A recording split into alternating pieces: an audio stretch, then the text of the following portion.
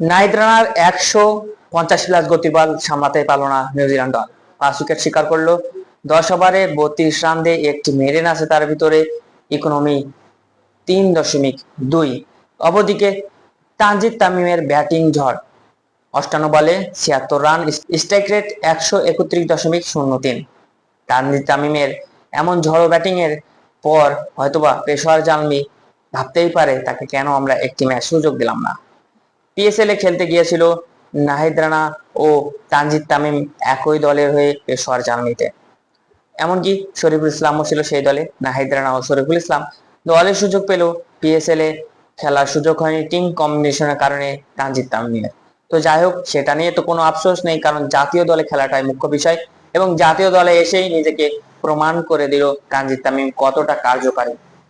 ODI ফরম্যাটে তার এই 100 স্ট্রাইক রেটে 58 বলে 76 রানটি বুঝিয়ে দেয় যে টি-20 ফরম্যাটে সে কতটা কার্যকারী।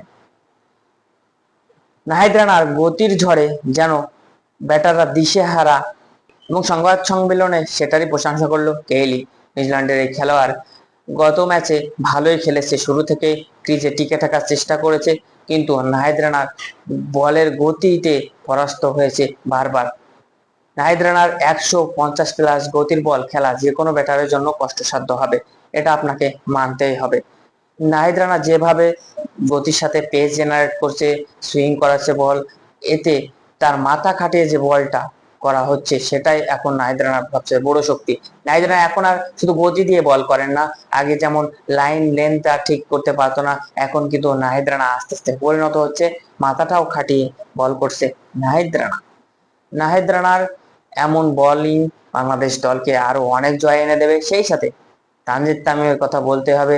অপরদিকে নাজমুল হোসেন শান্ত কিন্তু একটি সেফটি করেছে।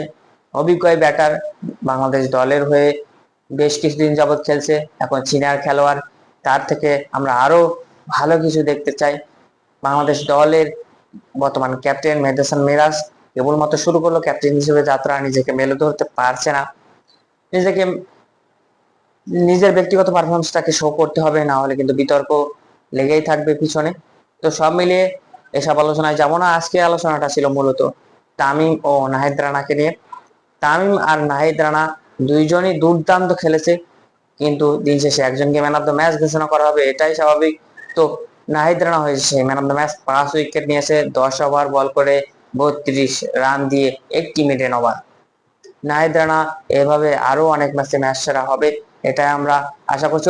আরো একটা কথা বলতে হবে যে এই নির্ভুল পিচে দীর্ঘ অনেক বছর পরে পাকিস্তানের বিপক্ষে নাহিদ রানা ফাইপার নিয়েছিল মাশরাফি বিন মুর্তজার পরে।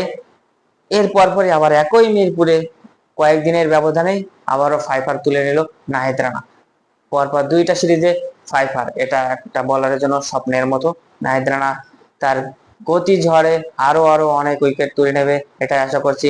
শুভকামনা রইল নাহিদ রানা ও শুভকামনা রইল তানজিদ তামিমের জন্য, তার ব্যাটিং ঝড়ে যেন বাংলাদেশ আরো অনেক ম্যাচ জিততে পারে।